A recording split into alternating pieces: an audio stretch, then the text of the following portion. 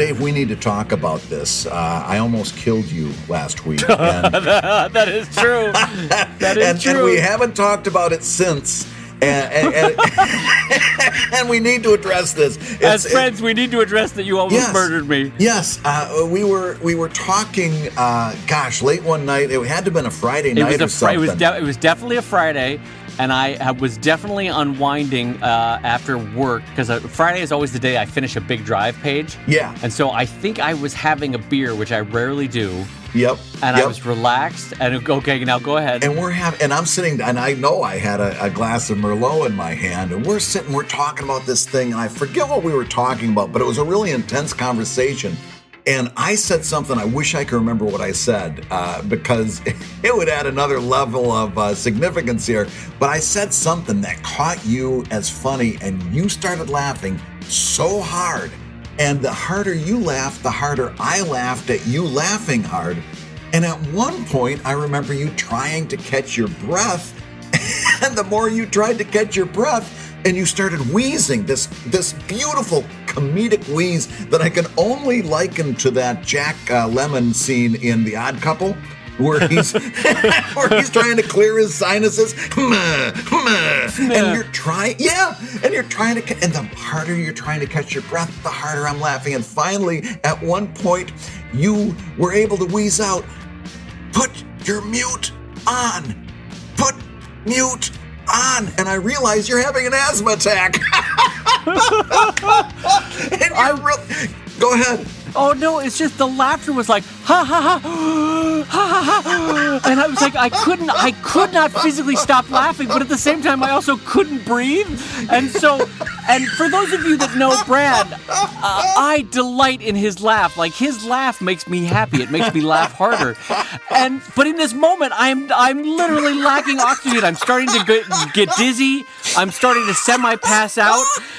And you would think that I would have just put the phone away from my head. Oh, no, you were on speakerphone. Yeah. And I either couldn't reach it or something was happening. You were losing oxygen to make your finger work on the phone. I legitimately was going dizzy, so I wasn't thinking right. So it's just me on the phone going, "Please stop laughing. Please stop laughing. Please put your phone on mute. Brad, please put your phone on mute."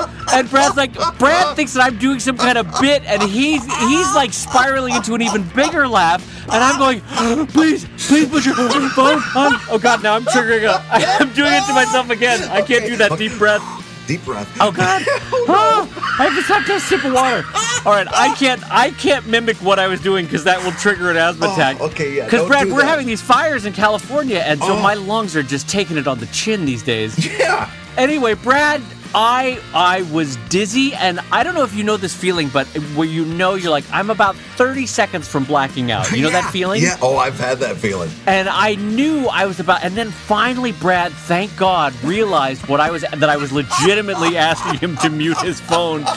And so he muted his phone, and then, God bless him, the next 2 minutes he's got to listen to me going, calm my breath, calm my breath. Like, as I remember, you were a good 20, 30 feet away from the nearest inhaler too. So it wasn't like you could just walk over and pick up an inhaler. I forgot about that. I couldn't reach my inhaler, and I was like, oh my God, it was like the perfect storm of couldn't get to the phone, couldn't get to my inhaler. Oh, and the harder I laughed, the more you were wheezing, the harder I laughed, and it was just...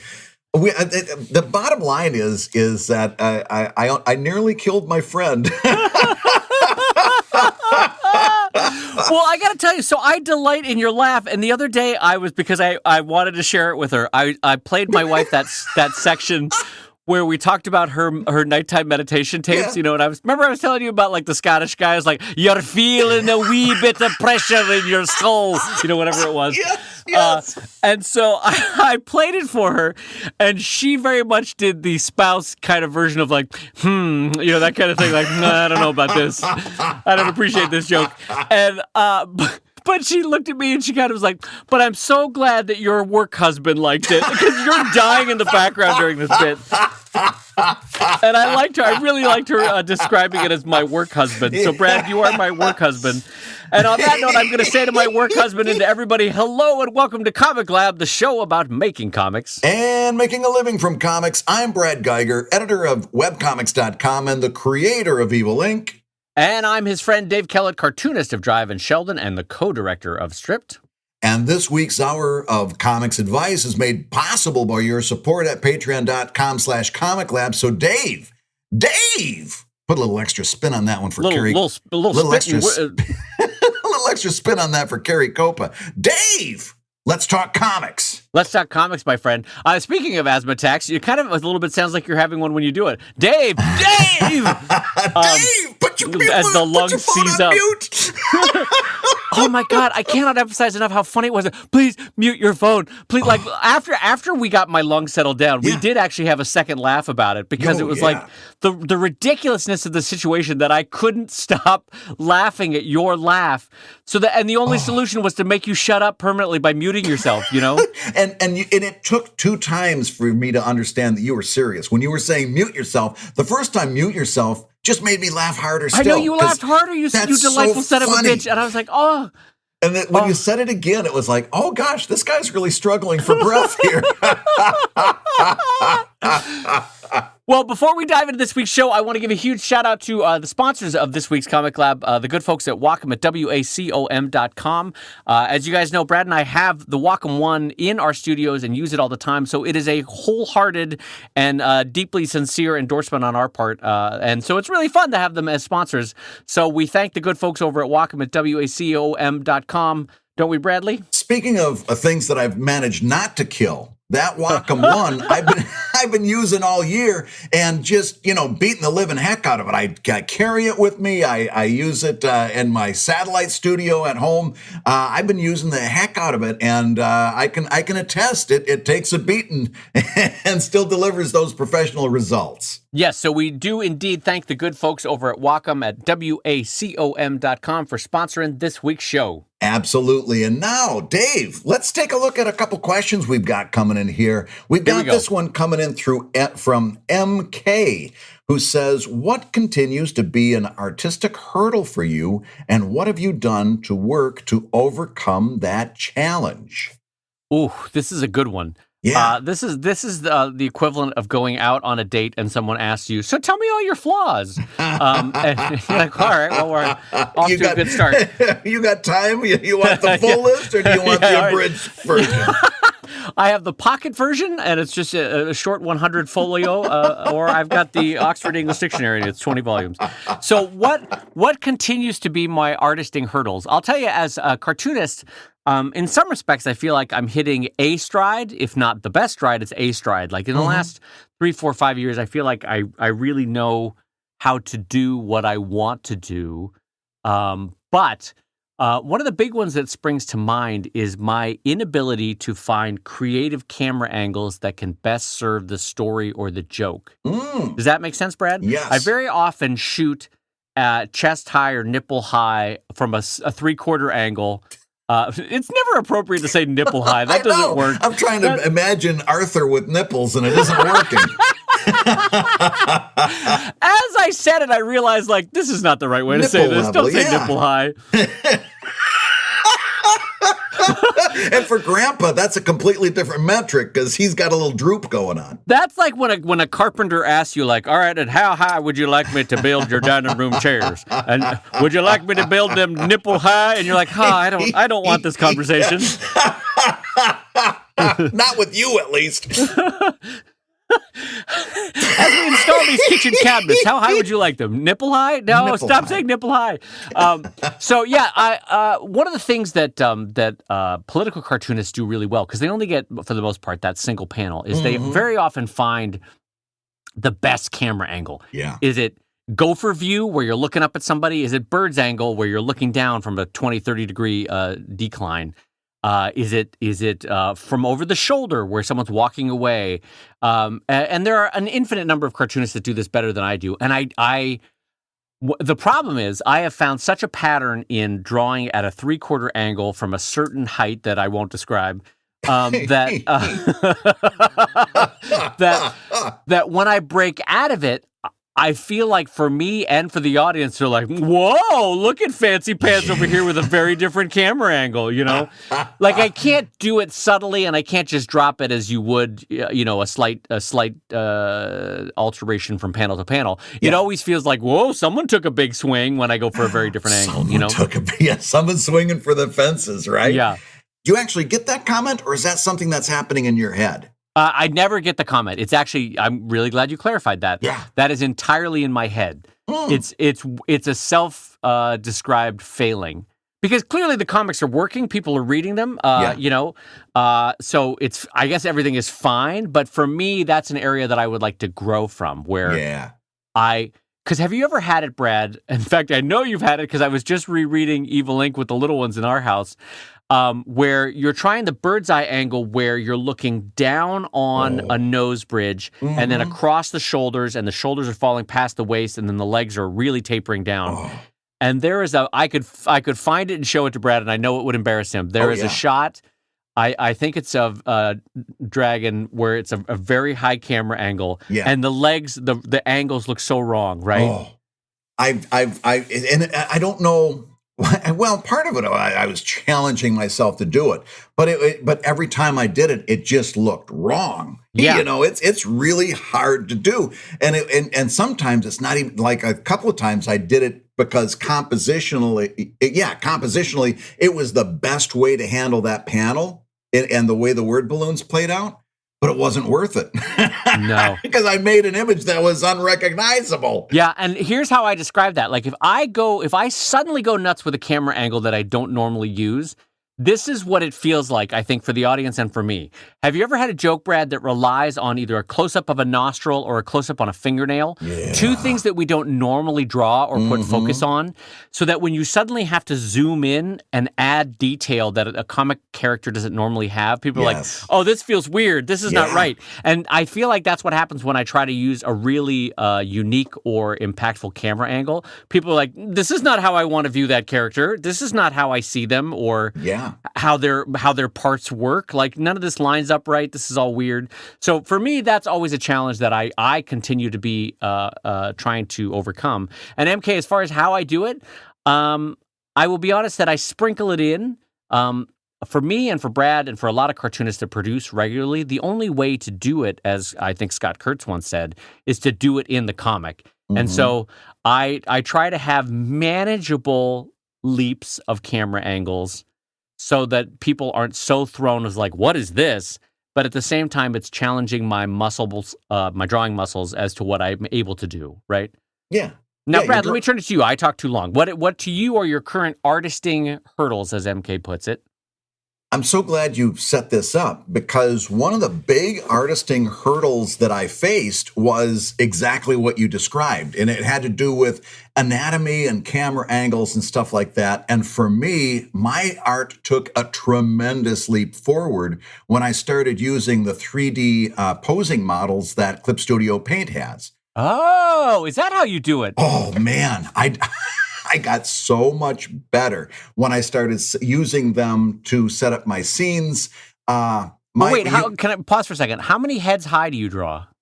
About, like, I think about 6, sometimes 7, depending on the on the character. But yeah, I use that superhero height. So okay, I was gonna say, okay, so because does Clip Studio have head heights that are more comic-y? You can adjust the mannequin to any proportion, or almost any proportion, but certainly head heights you can do.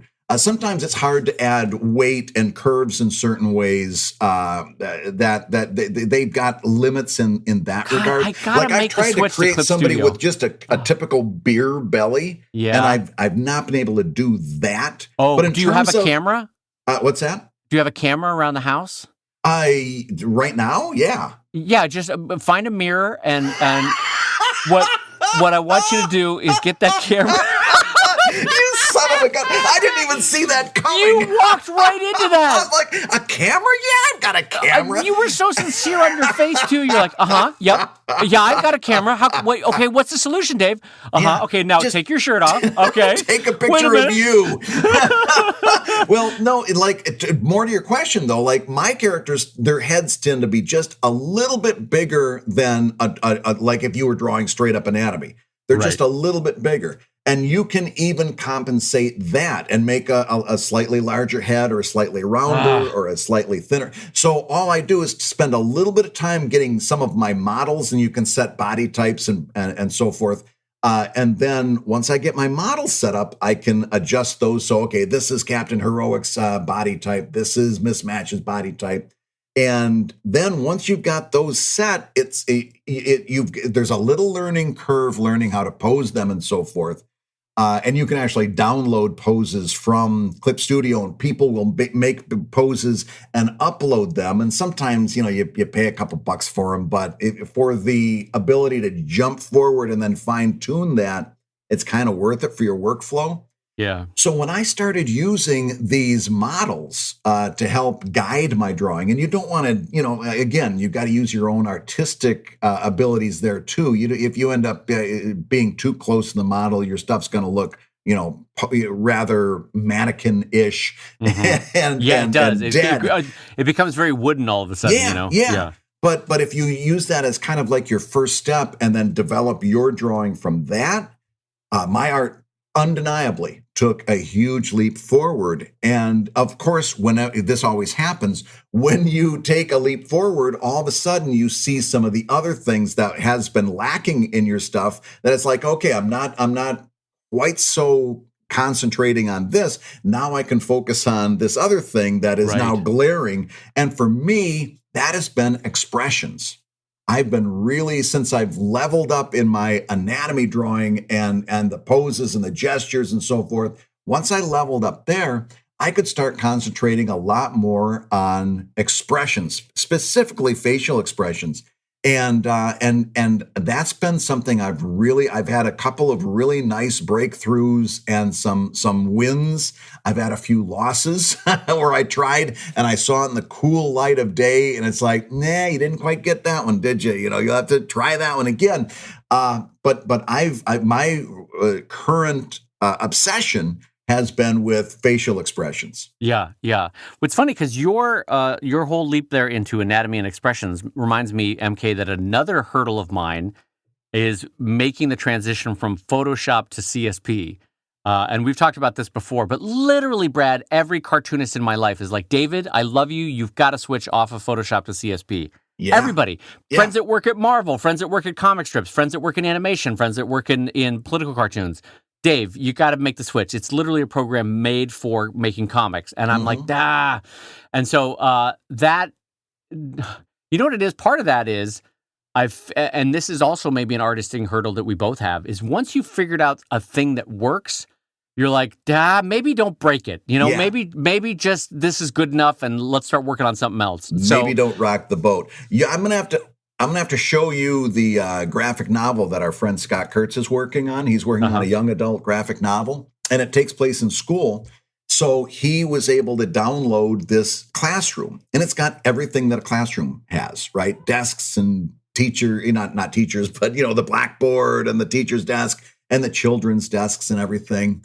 All he's got to do is angle that, set up the scene. He doesn't trace those desks. He still draws desks the way he draws desks, but now he doesn't have to work out all those angles. Now he doesn't have to work out all that perspective. And he just spends a little bit of time moving the chairs to where they're supposed to be and setting the scene. That's all time that you would have spent penciling, right? Now you start from such a head start. You still do your art, but you're using this as a guide. And his work is unbelievably great. I mean, it's still that same Scott Kurtz art, but it's leveled up in unimaginable ways. And I was, when he was showing that to me a couple of weeks ago, I was thinking, God, I feel like your not working in CSP has been my failing. When I came over a couple of years ago, I failed to really do a good job of demonstrating it Mm-hmm. because we were still getting things set up and this wasn't quite right and that wasn't quite right. That was my failure. One of these days, I'm going to get through to you. And I'm going to make you a convert. One of these days, I'm telling you. No, it's like I said, it's everyone. Genuinely, everyone in my life that is a cartoonist has told me to do this, and it's. I wonder if and this is me being sincere, I wonder if it's going to take my kids moving out of the house, which is many years away, for me really to have the extra time to go, all right, you know what, now I can do X, Y, Z. Kind of like, you know how when the kids move out and suddenly the parents are like, I'm taking up guitar, or you know what, I'm going to fix up that old Chevy that I always wanted to fix up, that kind of thing. Yeah. Like they suddenly have a hobby because you don't have to worry about this other human being all the time. And I'm wondering if CSP is, go ahead, you had it. No, I was just going to say it might come even earlier than them moving out of the house because I've gotten kind of to that point when my kids hit their teen years and they were able, they're kind of self-sufficient now. They can get around. They can take, they can take the bus all over. That we got them, public transportation passes. They can navigate the entire city back when they could leave the house, mind you. Right. But they could navigate the entire city. And it does have a big impact on your time. Yeah, I do like how a little bit the way you're describing that started to sound like Cats in the Cradle, or when your kids turn into their teen years and it's like, my boy was just like me, that kind of thing. We're going to have a good time, Dad. That was David Kelt singing, everyone. What a treat for everyone. What a horrible song that was. So, I know, exactly. The can I say the things that you have leveled up on that maybe you didn't even realize you've leveled up on? And I want to give you a compliment out of the blue. I was just thinking about things that you're doing so well now that maybe 5-10 years ago, your walk cycles are amazing now compared to where they were. Oh, yeah. And I don't know if that's because of the posing aspect of CSP, but your walk cycles are so great now. Like when the weight and the heft of a foot hitting the ground feels like it now, and the motions and architecture of a body and muscle moving feels like it now. And it was delightful, your walk cycles 10, 15 years ago. They were... Everyone, they were not great. Everyone, the chef's kiss, looked like they had just come from the land of fairy dust because everybody's toes were just touching the... Yeah, a lot of tippy toes. Yes, it was a lot of tippy toes. So you'd have like a 300-pound superhero and be like, all right, I'm going to go take care of this. And then they'd walk off scene and be like, it would be like Bugs Bunny tap dancing off of a scene, It was and a lot of I had a coworker that used to refer to it as flouncing. A lot of the arms are hanging down at the side, but the wrists are turned up at almost a 90 degree. So it's a lot of this kind of stuff with the wrists up and the arms down. A lot of flouncing. Yeah, almost as if your characters were suddenly going, yes, Mrs. Ricardo. Yes. So MK, I hope that answers partially your question. I mean, the truth is, what artisting hurdles do I still face? I have in my mind's eye an image of what Dave Kellett could be like as an artist, and I am eternally 10 years away from that, and that's my main hurdle. But I've also, and maybe it's just the advancement of years, I'm also kinder to myself than I used to be, Brad, where I'm like, this is fine. This is a great comic. This is perfectly good, and people are going to like it, and that's that. Move on to the next one. Yeah. Whereas 15, 20 years ago, I used to because I had only produced X amount of comics in my life, each one felt like a potential huge failure, and whereas now, once you get past 4,000, 5,000 comics, you're like, it's one more on the old pile, and I got a little bit better, and maybe in ways that I didn't see, but I know that this time next year I'll be way better, that kind of thing. Yeah. So I'm kinder to myself, and I'm happy about that. And that's a big part of it too, is just accepting, the more, they always say the more you learn, the more you know how much you don't know. Yeah, that's kind of what this process is as you're leveling up, the next challenge is revealed to you, except at some point it's not quite as much of a panic. And it's like, okay, this is this new challenge that I've got now. And it's important to be a little bit nice to yourself as you walk through that next stage. Right. And it's funny you should say you because I want to say it this way. When you're in your 20s, you could potentially go one of 5 paths. Mm-hmm. You could go the Marvel DC route. And you're like, I want to learn how to draw like Jim Lee. Yes. Or you could go like, I want to draw like Jim Locher in political cartoons. Right. Or you could say, I want to draw like Robert Crumb and do indie comics, right? And like in your 20s, you could go all those different paths. Yeah. Whereas now, I see the paths that I didn't take, and I'm okay that I didn't take. I'm saying I'm at peace with the fact that I will never draw like Jim Lee. Right. Because I'm drawing like me, and that's okay. And so that's part of where the kindness comes from, I guess. Yeah, absolutely.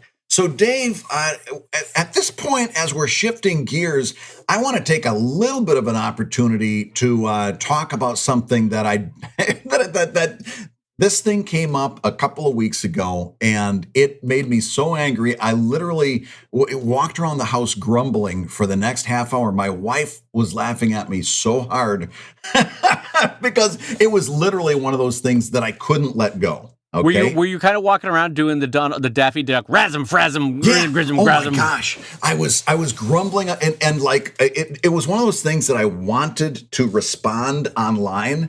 And I kept writing out these responses and then deleting it and setting my phone down. And then I'd pick my phone up and write it, and then I'd delete it and put it down. I did this like 10 times. Can I tell you, that's also one of the things that we have improved on artisting hurdles-wise, MK, is in our 20s, we would have responded to bullshit like that and got ourselves wrapped up into drama. Yes. Now, in our older years, we're like, you know what? I don't have to fix every problem. I'll talk about it on the podcast. I'll bring it up now where I can probably do it a lot better because, you know, there in a text, it sounds so mean.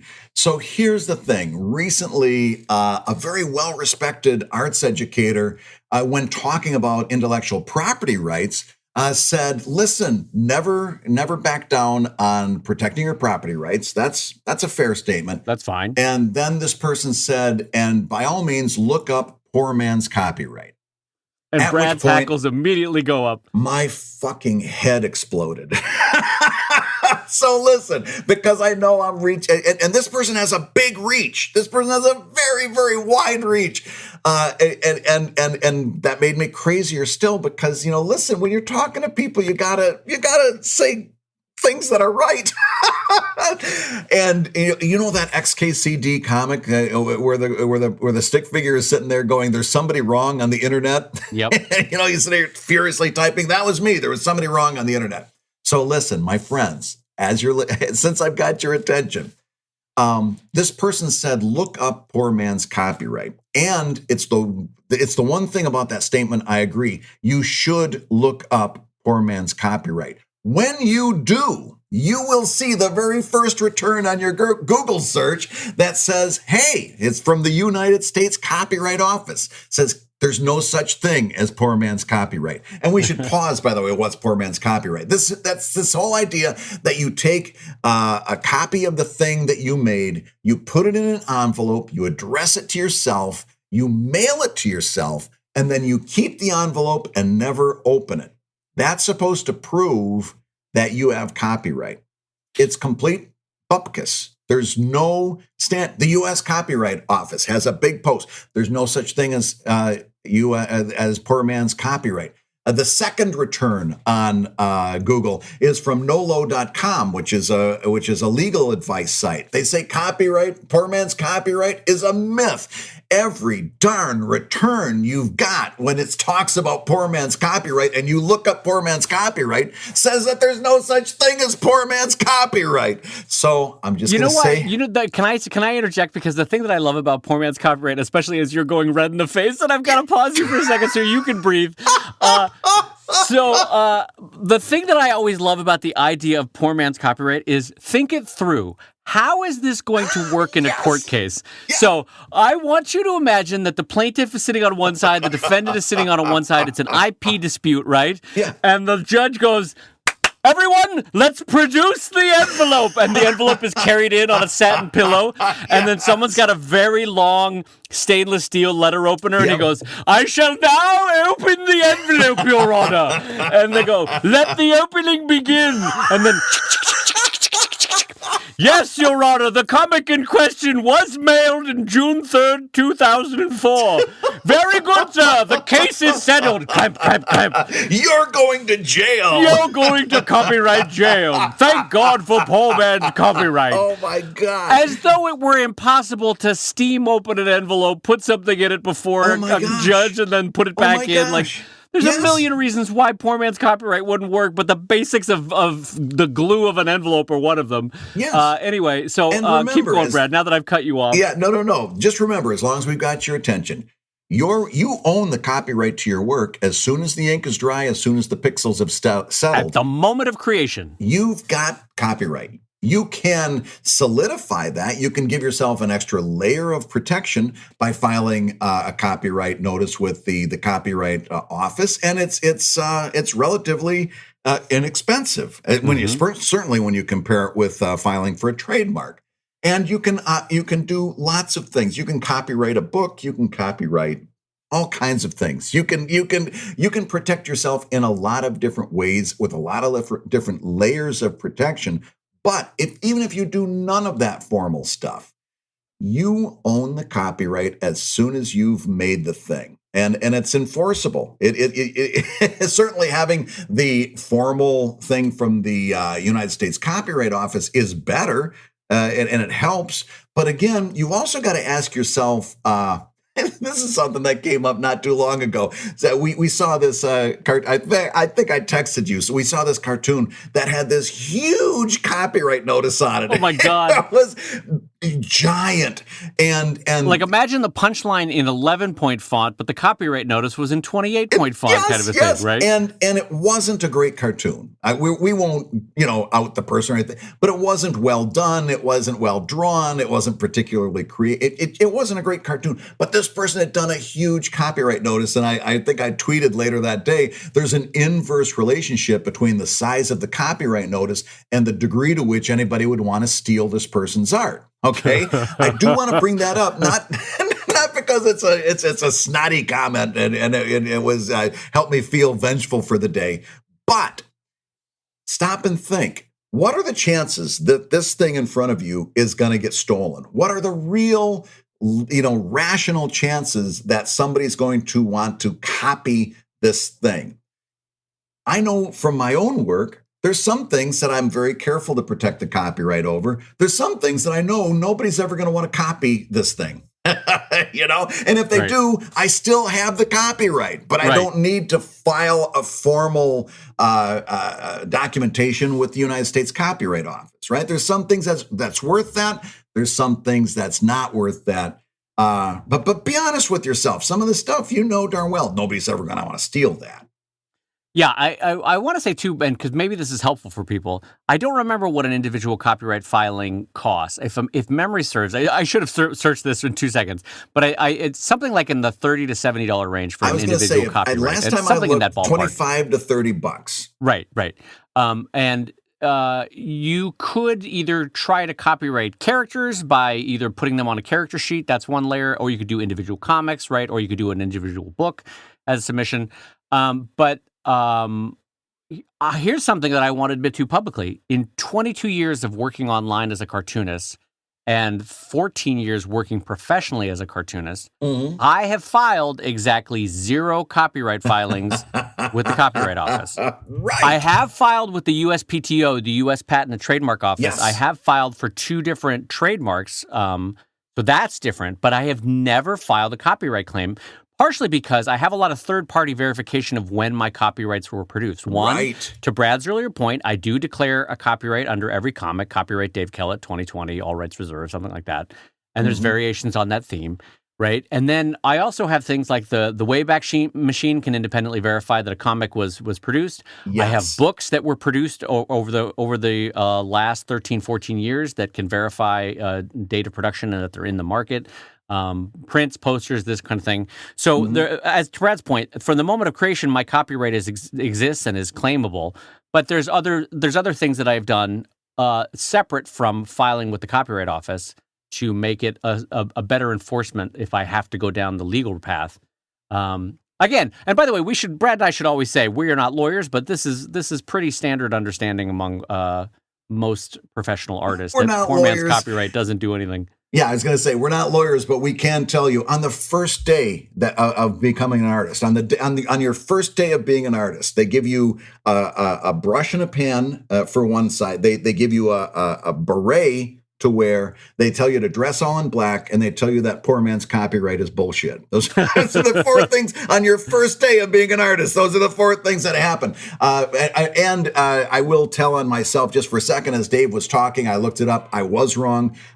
Copyright is between $45 and $65 for filing, depending on what your circumstance is. Right. I was in the ballpark. I said 30 to 70, so that was you the had the ballpark. better call on that. And for those wondering, a trademark, and I haven't done it in a while.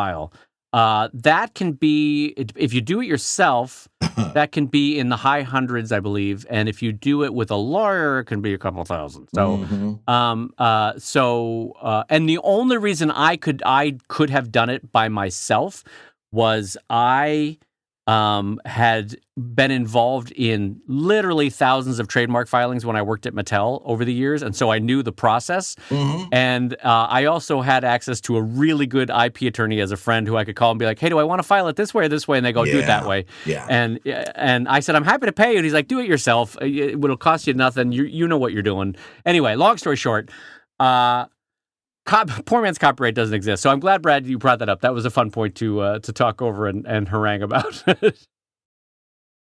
Hey, if you're listening while you work, take a minute to stand and stretch. And while you're doing that, we're going to tell you why you should join us on Patreon. When you do, you're going to get hours and hours of podcasts that we've recorded just for backers. And exclusive Patreon posts that go even deeper on ComicLab topics. And access to our exclusive Discord server, which is a thriving community of professional cartoonists. So you can support the show you love and get tons of actionable resources for your own cartooning. And listen, if you can't swing a pledge this month, we get it. No worries. Yeah, listen, you can still support the show by rating us wherever you get your podcasts. Just leave a 5-star review and a few kind words. That, along with mentions on social media, is incredibly helpful. Now, everybody, let's talk comics. So, Dave, speaking of Mattel, it's interesting that you brought that up. We actually had a question from a Patreon backer about your days at Mattel. All right, Says this, for Dave, what was your job at Mattel, and did you do comics while you worked there, and did you enjoy working there? Okay, this is a great question. I don't know that I have ever talked about this on the show. So I worked at Mattel for 8 or 9 years. Let's say 8. I think it was 8. And it was, I got out of grad school, came back to, the first thing I got out of grad school, went to work at a medical magazine, Brad. Oh, boy. Really? Talk about excitement. If you think there's something that's right out there in Dave Kellett's wheelhouse, it's doing copy editing for a medical magazine. Oh, biscuits, was that fun. And then I said, to shine this, I went back into the second pass at grad school, came back, got a job at Mattel. Yeah. Because they said, looking for a writer with a sense of humor. And I was like, well, that's an interesting ad. They didn't say what company it was, which was interesting. And I was like, well, all right, I'm going to apply for that. And it turned out it was Mattel Toys in El Segundo. And Mattel, for those far-flung readers or listeners, makes Barbie, Hot Wheels, Polly Pocket, Cabbage Patch Kids for a while. A lot of the big toys that you're used to growing up. And they are, I think they're still the biggest. Maybe for sure, or Hasbro's bigger now. I don't remember. Oh no, Lego is now the biggest. Lego is the biggest toy maker. Anyway, when I was working there, Mattel was the biggest toy maker and swimming in cash. And for my first 4 or 5 years, I was a copywriter there. And so my job was to name the toy, which is why, like I said before, I was very involved with the IP attorneys on website filings, on IP filings with the USPTO, all that sort of stuff.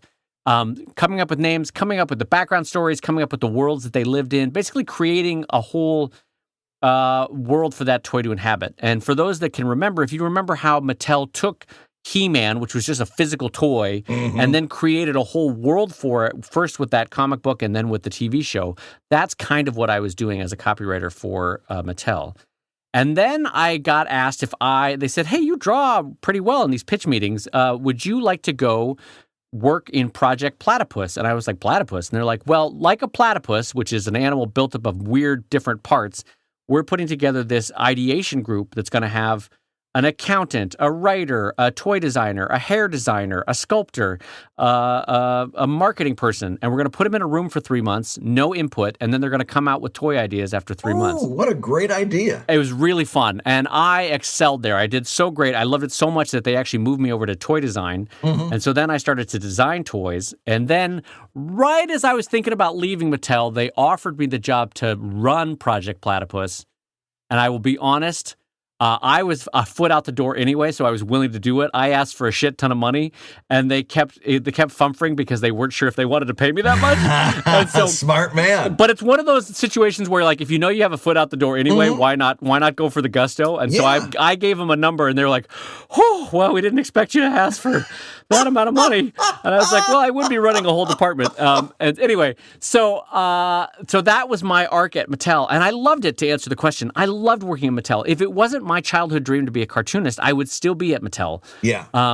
Although, like a lot of Fortune 500 companies, they are, I think it's safe to say they're jerks about layoffs when you get to a certain age. They're like, "Oh, you're starting to get expensive and your healthcare is starting to get expensive. Well, here's your pink slip," that kind of thing. Yeah. And so I don't know that I think I'd like to think that I would have lasted, but I don't know that I would have lasted. They might have laid me off after 10, 20 years. I don't know. Right. And you would have been in dire straits at this point. Yeah. And I definitely know, Brad, that I didn't want to go into management. I enjoyed being a creative. I didn't want to manage creatives. And that's unfortunately where the money was. Like, you could make $250,000 being a VP or whatever it was.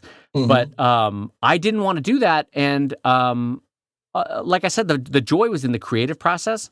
And so the entire time that I was working at Mattel, much like you, Brad, with the newspaper, I was creating comics at night and on the weekends, and I was very careful about it because Mattel, a little bit like Disney, is kind of one of those companies that goes, anything you create while you're working with us, we own. Right. And I, a little bit, like friends of mine at Disney, I a little bit called bullshit on that. So I went to the IP attorney, which was super rare, and I signed a declaration that I did comics on the nights and weekends. It was not at Mattel. It was outside of Mattel's facilities. It was not using any of Mattel's IP or touching on anything that Mattel would call toyetic, which is something that could be turned into a toy.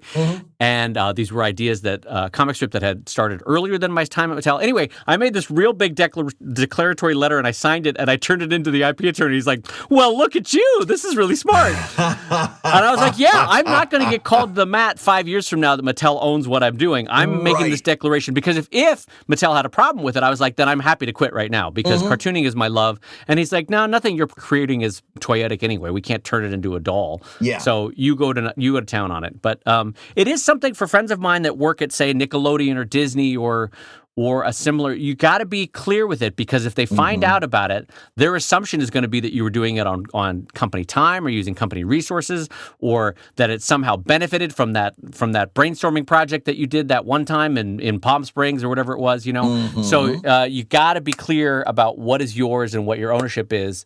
Right up front so that it's not a surprise to you 5 to 10 years down the line. Anyway, all that's to say, I loved working at Mattel. It was a great time. Yeah, and Brad. I want to point something out. So Dave found out that, Mattel had this policy, blah, blah, blah. Did he roll over and play dead? Did he say, well, that's just the world I live in. I guess this is fine. No, Dave took actions into his own hands, wrote up a declaratory statement, ran it past a lawyer to make sure that it was ironclad, did the things that he needed to do to protect himself, and didn't just accept that this is the way things are. It's the same way we tell you all the time when you're looking at a contract, if you're dealing with a publisher or a printer or whomever you're reading a contract with, and they've got something in that contract you don't like, that's when the negotiation begins. And the thing you got to really take out of that story is that Dave started a negotiation when he saw that there was something he didn't like. Yeah, and it's and you do have to be willing to walk away. That's also a key thing because for me, my cartooning was more important than I loved that job and it paid really well. But because for example, I have friends that work at Disney and boy, Disney is real grabby with ideas. Oh boy, are they real. They're like, "No, that's ours." You're like, "No, what? No, I came up with this in college. It's ours. It's ours. It's ours." And so I have had friends that had to leave their job at Disney because Disney was going to be too grabby with pre-existing ideas that they had already had and were clearly working on outside of Disney. And so some companies, you just got to be cognizant of the fact, and it doesn't matter if you're a software company, it doesn't matter if you're a video game company or an animation or toy company. There's going to be companies that try to claim any creativity of yours as theirs. And so be real upfront and clear about what is their expectations, what are your expectations, get it in writing, because there's a lot of not hearsay, but you want it to be able to hold up that you made it a very clear declaration that this is mine. Anyway, long story short, I loved my time at Mattel. It was a great 8 years. I loved being a copywriter. I loved working with Project Platypus. I loved being a toy designer. And I loved the very brief window where I was kind of the head of the platypus. It was all very fun. I would have stayed there for decades, but I loved being a cartoonist. And anyway, I want to jump into our next question, Brad, from Dave Lerner over at patreon.com/ComicLab. Yeah. And Dave writes, "Hey, B&D." Man, I'm still not sure about a B&D. No, not comfortable with that at all. I don't know if I like that phrase. Both of you are experts at traditional pen and ink for the Wacom upgrade, but could you discuss non-traditional media in comics? Comics made with computer graphics, Daz Studio, Poser, Second Life, or found objects or photographs of action figures, etc. Comics using such media have been around almost since the beginning of webcomics. In fact, they've been, just a point of correction, they've been around since the existence of photography. For example, David Morgan Marr's Irregular comic, a combination of Legos, RPG miniatures, and the occasional photograph, started at the end of 2002 and is still going today, but I don't believe you've ever mentioned anything besides pen and ink or the digital equivalent. Brad, this is a question fundamentally about fumetti. Do you want to jump in on what is fumetti, why it exists, why don't we talk about it all that much? Why don't we talk about it all that much is a great question. And while we're at that, why don't we talk about walrus husbandry that much? You know, we've been doing this show. What did you say? Walrus husbandry? Walrus husbandry has been around since 2002, if not before, and we've never talked about it on that show. How come is that? I love it when a question triggers the grumpy Brad. Why don't we talk about Russian wheat quantities in the traditional 5-year plan of Stalin in the 30s? I feel like we haven't talked about this enough. Well, but I get your point. It's the same answer because we don't do it. So we talk about this show about how to do comics, how to do your business, how to do all kinds of things. And since we don't do fumetti comics, we don't have a whole lot of commentary on that. Other than from a spectator's point of view, fumetti comics can be very good in a lot of instances. I go back to even before 2002, National Lampoon magazine had fantastic fumetti comics that were basically photographs with word balloons imposed onto them, and they were great. They were fantastic, very well done. But the reason we don't talk about them the way we talk about pen and ink and digital art is that we just don't do that stuff. Now, having said that, I do see a lot of fumetti comics. And in fact, being a not safe for work artist, I see a lot of people who are using 3D software like Blender or Daz Studio to do not safe for work stuff because you've got that extra added element of realism. The problem I've got with using 3D software to do a comic is that it gives you the technical ability to build a photorealistic scene. What it doesn't give you is the skill to do it well. It doesn't give you the aesthetic. Remember we talked about aesthetic not too long ago? It doesn't give you the aesthetic to build that scene well. So now you've got this 3D software and you can build something photorealistic. But unless you understand lighting, your scene is going to look like it's taking place inside of a closet. Unless you understand posing, these people are going to look like mannequins. Unless you understand expression and composition, and we were talking about camera angle earlier, all of these things, unless you understand how to do that well, you're going to have photorealistic garbage that you're putting out. And then that's just the scene. Now you've got to do the comics part. Now, if your word balloons have, for example, let's say a font that just isn't a great font. It doesn't do a good job of matching the scene. It isn't readable. It's not a good comic style dialogue font. That's another stroke against you. If your lettering is going right up to the edge of the word balloons, if you've got different sized fonts and different sized word balloons crowding through those, if you're not designing those word balloons to be read in the proper order, if you're not all of that stuff, Right. all of that stuff is good comics, is how you do good comics. And if you don't spend your time with the aesthetic part of that, if you don't spend your time learning how to do good comics, you're going to have photorealistic looking crap. That's the problem. Is that I see a lot of people doing, like these Blender comics, and they just don't look great because they're not spending time on the aesthetic. Yeah, and I think to reinforce your point, I think both of us recognize that fumetti exists. Yep. That it's a totally valid art form. People have been doing it since the 20s, and the 30s in New York, and later on in Italy, and that for a lot of people, it's the shortcut to making comics that unfortunately most practitioners of the craft of fumetti aren't great at producing fumetti. So it, for me anyway, and this is totally subjective, it has diminished my desire to read fumetti because most of it's not very good. I used to like the ones that Mad Magazine had. They were okay. They would occasionally have fumetti in it. And I think National Lampoon had some too, didn't they, Brad? Oh, yeah. Like I said at the beginning of my whole tirade, I thought there was a lot of fumetti comics that National Lampoon did that I think are among the best. It was really well done stuff.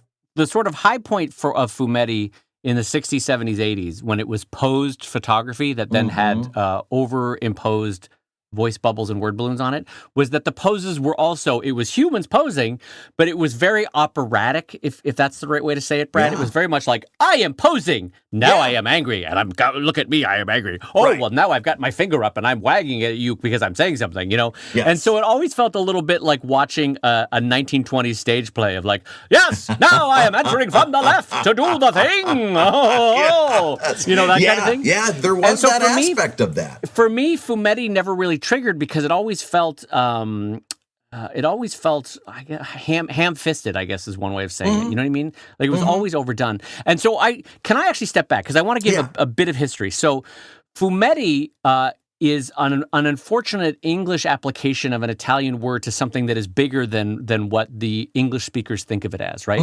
So for Italians, and Italian speakers can forgive me if I pronounce it wrong, fumetto means like, I think it means like little wisps of smoke or little wisps of air. Yes, you're exactly right, because I looked this up, and it's always a part of this conversation that has confused me, so I'm glad you're going down this road. But yes, it means like wisps. Right, and it's the Italian equivalent of how we say voice bubble, word balloon, right? It's these little words that are coming out of like you're imagining. It's the little overlay that makes a comic, right? Like these words are coming out of the wisps of smoke of their mouth, right? Like fumes, literally. Right. So if I'm pronouncing it right, fumetto. And then, unfortunately, in English, because the Italians did it so much in the post-war years, we started to apply the term fumetti to any photographic comic. But for Italians, fumetto or any comic, right? And so there's a bit of a misapplication of the term there. But the Italians used it a lot, and it got pretty popular in Italy. And so for Americans, that became the sort of go-to word for what fumetti was that it was posed photograph comics. Or clip art. Sometimes they would do clip art comics, which was similar, but a little different in technique. But it never also really caught on in the U.S.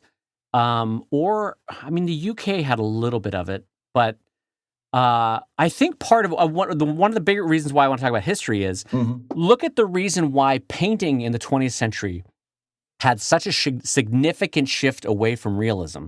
Yeah. And we talked about Picasso a week or two ago and how he had a basis in realistic painting, but moved towards more and more abstract. Part of it was there was a massive reaction on the part of painting that, we could do a really realistic painting like Experiment on a Bird and an Air Pump, and everybody looks like they're in a photograph in a room with the moon shining in. But you know what does it better? this new thing called a camera. Oh shit, it does our job better than we can do it. So Right. what can we as painters do that the cameras can't do? And so you see all of the 20th century, the first half at least, being a big response to, oh shit, the camera can do this better. So everybody gives up on realism and goes towards different kinds of expressionism, abstract, all sorts of stuff to try to create a mood that a camera can't do. Right. And what I'm getting at here is that if you put fumetti, the American understanding of fumetti in context, what fumetti are is captured images rather than drawn images, captured images with comics overlaid on them, like the paneling, the word balloons, all that sort of stuff. But the problem is with captured image, TV does it a little bit better. Film does it a little bit better.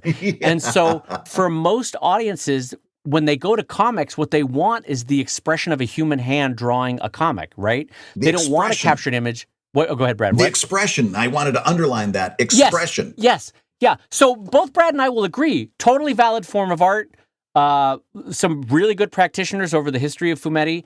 Kind of not for us. It's and so again, this is one of those subjectives that I'm sure will make people angry at us. But I also think though that the market has spoken largely on fumetti. Like not a lot of people are clamoring like, "Got to get me more fumetti." Oh boy, to heck with Saga. I want fumetti. That kind of thing. Yeah. So Brad, what were you going to say? Well, again, and because this is outside of your purview, it is. There's a lot. There's a little resurgence, especially in not safe for work, for obvious reasons. Because you can that realism is useful there. Yeah, but it's still uncanny valley stuff for me. Yeah, the dead eyes always get me. But here's a question I've got for you. The poses that feel like a robot was behind the pose. I don't know. You got it. Yeah, you've got to really. There's a high degree of not only technical but aesthetic oomph you've got to bring to something like that to do it well. But here's my question for you, because I hadn't thought about it until you mentioned clip art.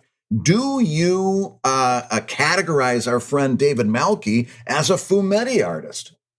Oh, that's a good question. Because he starts with clip art. Or not clip art, but these wood so. engravings and so forth. I see what you're going with, and I'm sure he would make a nod that is the beginning of the process. But I think he recontextualizes to such a high degree. Yes. And I know that he draws in on a lot of it, such that the expression is the exact one that he would want, not the one that the photo was giving him. You know what I mean? He gets it to where he wants it to be, not just some sort of found art with photography or with clip art or with that. So. But there is an element of what you're saying to be true, but I think he changes it to the expression that he wants it to be. That was the point I was making, and that is if you and you can see videos of Dave working on Wondermark, which is a delight. But if you ever get a chance to see Dave working on it, you'll see exactly the point I'm trying to make here. And that is that he doesn't just take a Victorian woodcut or a Victorian engraving and slap a punchline on it. Although he could, because he's actually a strong enough writer, he could pull that off. But what he does is he builds that image. He takes it and manipulates it, and it's almost not, I wouldn't say unrecognizable from the source material, but it's so many steps removed from that source material that you see somebody who's really, for lack of a better terminology, flexing their muscles when it comes to what they can do with visual in the part of a comic. And then he's able to write a darn good punchline to boot. He's kind of got both of them at a high level of proficiency. So for me, I don't know that I categorize Dave Malky as a fumetti artist. No. Now, maybe he himself would disagree, but I don't. There's so much that he's doing to that image that it's got to be almost in another category for me. Yeah. So I want to talk about this longer than maybe we plan to, because there's something interesting. Like I know that people are out there going, listen to these two olds. Like they don't get it. Fumetti's doing great, and this is great stuff. And and listen, there's something fair about that. A part of it is just like, as I teach my kids, you just say this is not to my taste, and that doesn't mean it's not rendering a judgment. You just say it's not to my taste, right? And a lot of fumetti is just not to my taste. It's not like what I look for in comics, and that's fine. Yeah. It is very much a different strokes for different folks kind of thing. But like for example, Brad, you had referenced not suitable for work fumetti comics that are either in poser or that kind of pseudo video game look, right? Right. And that's all fine and good, but I think one of the reasons people still draw or are drawn to comics for that is that Olaf has the energy, the expression, the individualism, the magic of a line quality that no posed fumetti and NSFW comic can capture. You know what I mean? Yeah. There's something truly magical about the way that comic is drawn. Yes. And it's really hard for either a software-based or photograph-based fumetti to capture that. It just doesn't do what the other one does. Yeah, and that's the key word again. I want to underline there is what brings you to Olaf is the expression of the illustration. It's done in a beautiful style. It's done the action has a certain kinetic quality to it. The lines, the colors. That's what brings you to the table for an Olaf comic. But again, I'm not putting it down. All I'm saying is that you're not going to hear us talk a lot about fumetti comics on ComicLab because not necessarily because we've got a predisposition, but because we just don't have a background in it either. There's a lot of stuff that we're just not in terms of a technical application. It's not like you're going to hear Dave and I debating whether Daz Studio or Blender is your better choice. We don't have an opinion on that. Right. And the truth is, it's more akin to having to needing the expertise and advice of a director of photography or a photographer, rather than a cartoonist. You know what I mean? Because you need to learn about depth of field. You need to learn about lighting sources. You need to learn about how to balance out an image, and that's balance is similar to comics, but a lot of these are very photograph specific, and so it's a skill set that we don't have. It's a type of comic that I think doesn't subjectively appeal to us, right? And so for I think a lot of those reasons, and like Brad said, our skill set is in pen and ink comics, so we often probably overlook them that way.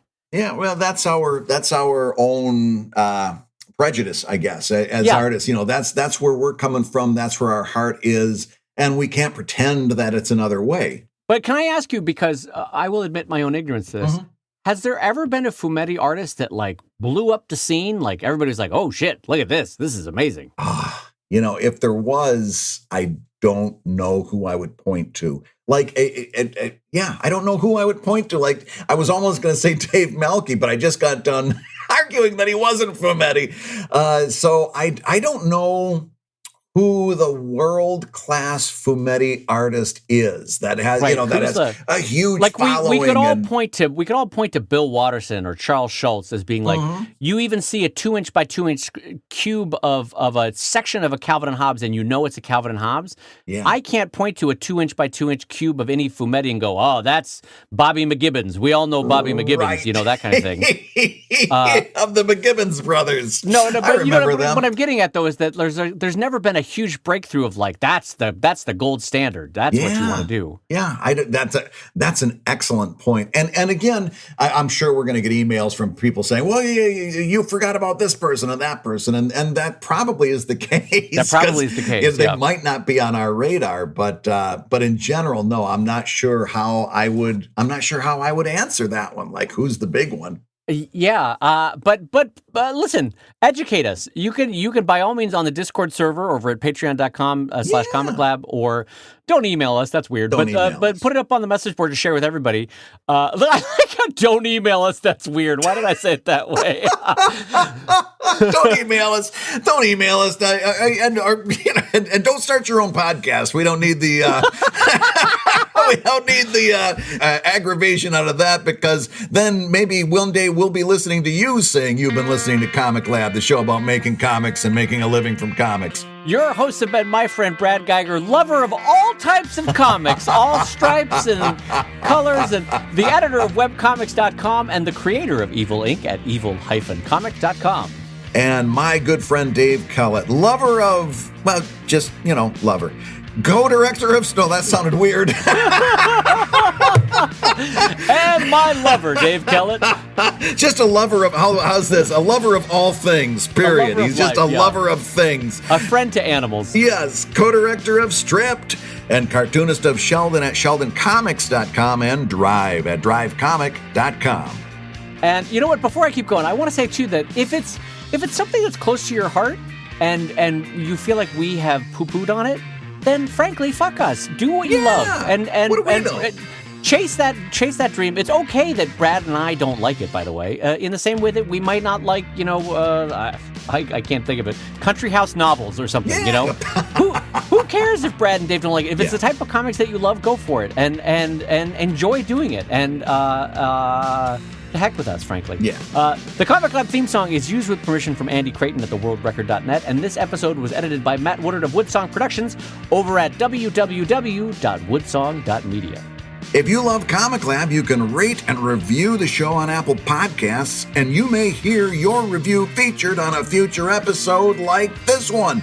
This one comes in from Apple Podcasts, and it says, by the way, 5 stars from our friend out there. Chef's kiss. Folksy humor and great industry advice. Brad and Dave are seasoned artists and writers in the web and print comics industry, thank you, with a lot to say and share. The podcast is very entertaining, even if your drawing skills don't go much beyond a hangman stick figure. So thank you very much to that. So I have to that. ask for clarification, Brad, before we close this out. What does folksy humor mean to you? Oh, that's a good question. Well, no, I know what it means. It means that Brad Geiger falls back to the dad jokes way too often. That's what folksy is, a very polite way of saying, Brad, you're corny and we know it. That's what folksy is. And this person's sobriquet is Banchiano. Banchiano, which is great. I didn't say that, but it's a great name there, Banchiano. Can I say, and I have no grounds one way or the other, I have never heard the word that you use pronounced out loud. I have read it 1,000 times, but sobriquet is the way you pronounce it? Yeah, that's like a pen name, No, I know, I've read the word. I know the word. I've literally never heard that word pronounced out loud. Well, you hang around with me, you'll hear a lot of stuff you never heard before. Hello! And ComicLab is made possible by your support on patreon.com/ComicLab. So we'll go ahead and say that twice. Patreon.com/sobriquet.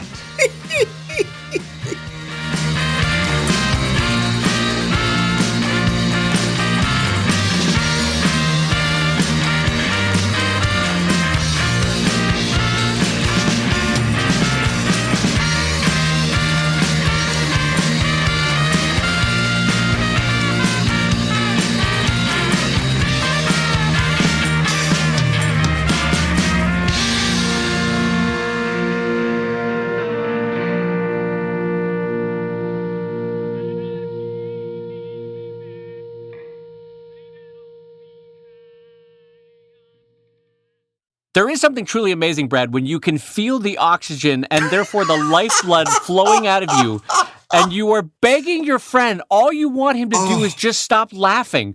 Just stop laughing so that you can continue to live. And the friend keeps laughing. And for a couple of milliseconds, you're like, this friend is going to murder me with his laugh. There's 2 things that came to my mind. Number 1, what would your gravestone say? Dave Kellett died laughing. That I got to tell you, though, what a way to go. Died laughing. And then me, how am I going to end up going to prison? Number 1, I'm too pretty to go to prison. I'd never last a day. But I go to prison known as the man who killed somebody with his laugh. You become the Bond villain called the man with the golden laugh. Yeah. Well, Mr. Bond, I think it's time for me to laugh at you. Do you expect me to die? No, I expect you to giggle.